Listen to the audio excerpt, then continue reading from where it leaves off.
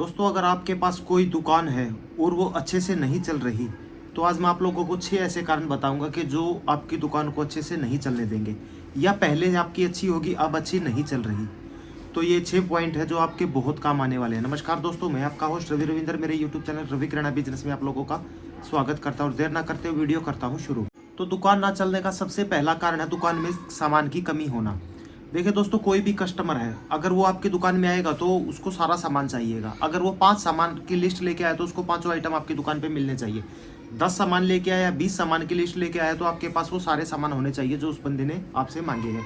जो कस्टमर ने आपसे सामान मांगा है वो आपके अगर दुकान पे पूरा नहीं होगा तो वो आपकी दुकान पे नेक्स्ट टाइम पे नहीं आएगा, जिसकी वजह से आपकी दुकान नहीं चलेगी।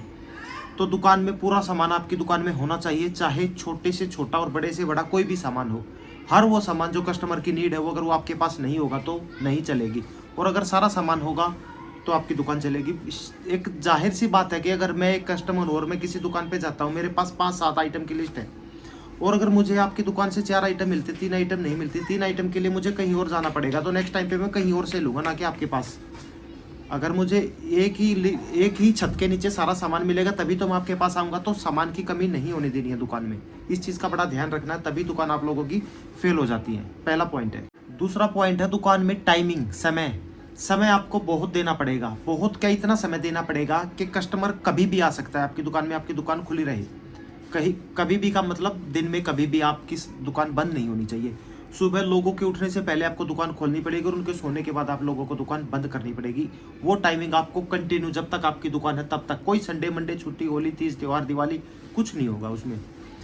तो समय बहुत मायने रखता है आपकी दुकान को चलने के लिए। अगर कोई कस्टमर है, आपने दुकान बंद कर रखी है, वो आपकी दुकान पे आएगा, दुकान बंद है और वो आपका परमानेंट कस्टमर है, तो साइड वाला दुकान वाला या उससे आगे वाला दुकान वाला उस कस्टमर को वही सामान, जो आपसे सामान लेके जाता है वही सामान दे देगा, और क्या पता वो आपसे सस्ता दे दे। नेक्स्ट टाइम पे वो कस्टमर आपके पास नहीं आएगा, क्योंकि जो साइड वाला दुकान वाला है उसको तो वो तोड़ना है, चाहे कैसे भी तोड़ना है। तो ये पॉइंट ध्यान रखना है आप लोगों को कि कस्टमर, दुकान हमेशा आपकी खुली होनी चाहिए। बंद हो गई तो आपने अपने कस्टमर को खो दिया है, और उससे सेल भी कम होगी। अगर दुकान बंद होगी तो उससे सेल तो सीधी सी बात है कम होगी। अगर आप 12 घंटे दुकान खोलते हो और उसमें से अगर 6 घंटे आपने कभी बंद कर दी तो 6 घंटे की सेल होगी, तो सेल तो कम होगी और कस्टमर भी खराब होंगे। वो भविष्य के लिए, इन फ्यूचर भी आप लोगों की दुकान अच्छी नहीं चलेगी, क्योंकि कस्टमर टूटता जाएगा। कस्टमर सोचेगा कि वहाँ पे वो दुकान तो कुछ समय के लिए खुल जाती है या इस टाइम पे बंद ही मिलती है, तो मैं वहाँ क्यों जाऊँ, इतनी दूर जाऊँगा और क्या पता दुकान बंद मिले तो वो कहीं और से सामान ले लेता है। तो दुकान पे टाइम देना होगा आप लोगों को। अगर टाइम नहीं दिया तो दुकान फिर नहीं चलेगी। तीसरा पॉइंट है उधार। उधार एक बहुत बड़ी समस्या है दुकान में, और ये सभी के साथ होती है, और ये इसके बगैर दुकान भी नहीं चलेगी। अगर आपने उधार नहीं की तो इसके बिना आपकी दुकान चलेगी भी नहीं। जो कस्टमर होते हैं ना, वो क्या करते हैं, 1 बार 2 बार 3 बार, जिसको उधार के पैसे मारने हैं उन लोगों की बता रहा हूँ मैं, वो क्या करते हैं 1 2 3 बार आपको पैसे देंगे पूरे टाइम टू टाइम। आपको लगेगा कि जेन्युइन कस्टमर है, लेकिन वो ही जेन्युइन कस्टमर आपके पैसे रख लेगा, नेक्स्ट टाइम पे आपको पैसे नहीं देगा।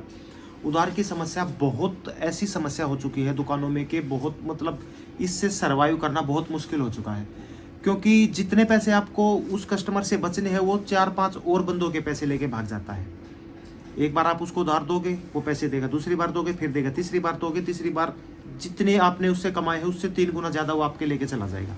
तो उधार भी एक बहुत बड़ी समस्या है। इसको कैसे मैनेज करना है कि उधार को, हर किसी को उधार नहीं देनी है। कोई भी आ जाए, भाई उधार दे दो, दे दिया आपने, पकड़ा दी, फिर तो आप फंस जाओगे बुरी तरीके से।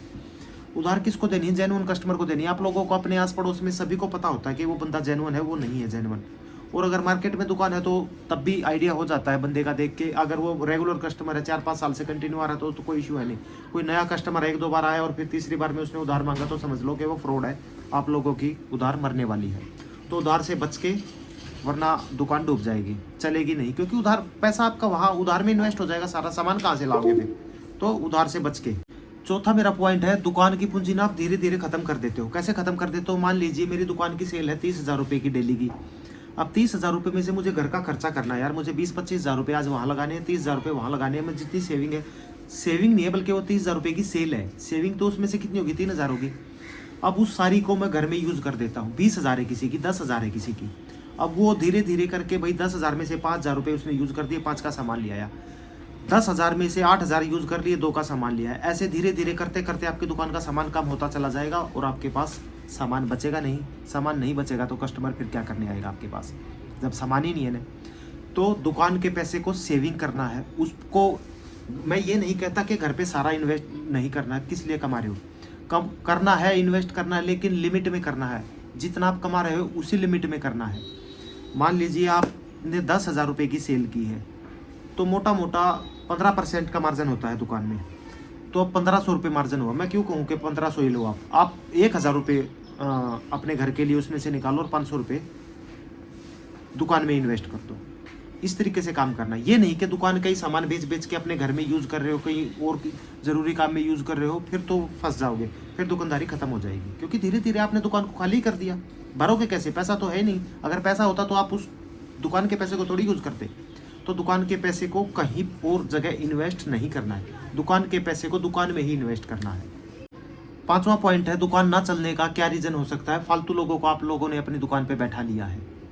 देखो दुकान, मैं एक चीज़ बोलूँगा, आपकी दुकान पे लेडीज़ भी आती हैं, लड़कियां भी आती हैं, महिलाएं भी आती हैं, सब आती हैं लेडीज़ें।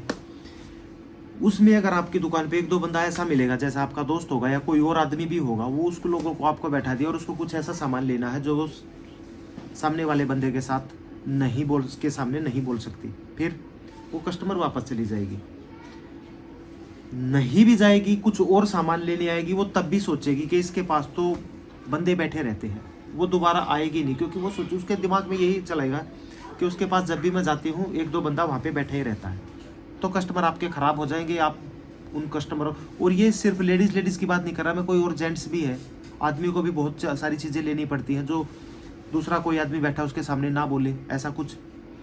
और अगर बोले भी तो मतलब उसको वो फील ना आए कि भाई 2-3 बंदे उसके पास बैठे हैं, वहाँ जाके एकदम से वो बातें कर रहे हैं और आप जाओ एकदम से चुप हो जाएंगे। वो सारे 2-3 बंदे उस सामने वाले कस्टमर की तरफ देखेंगे, ये क्या लेने आया, उसको अच्छा सा नहीं लगेगा।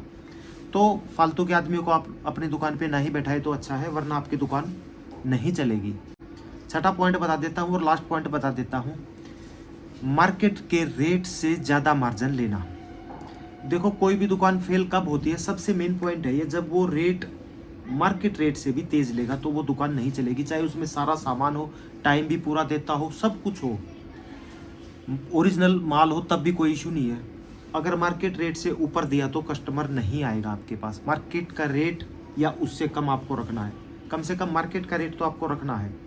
क्योंकि मार्केट के रेट से ऊपर जाते ही जो कस्टमर होता है ना, उसको पता होता है कि ये चीज़, एक बिस्किट है, ये कितने का है, नमकीन का पैकेट कितने का है, ये तेल है, घी है, चावल है, ये कितने का आता है।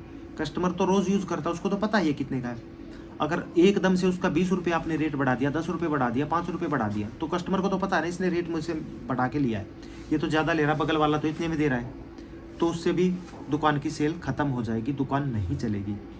तो ये मेन 5-6 पॉइंट थे, मैंने आप लोगों के साथ शेयर किए हैं, जिससे आप लोग अवेयर हो जाना कि भाई आप लोगों की दुकान क्यों नहीं चल पा रही है। तो ठीक है, समझ गए होंगे। ये 6 पॉइंट आप लोगों को बड़े ध्यान रखने हैं। अगर आप लोगों की पहले से दुकान है या अभी दुकान कर रहे हो तो इन 6 पॉइंटों को जरूर फॉलो करना। तो उम्मीद करता मेरी वीडियो पसंद आई, अच्छी लगी हो तो लाइक कर देना, चैनल को सब्सक्राइब कर देना। मिलता हूँ नेक्स्ट वीडियो में, तब तक के लिए नमस्कार।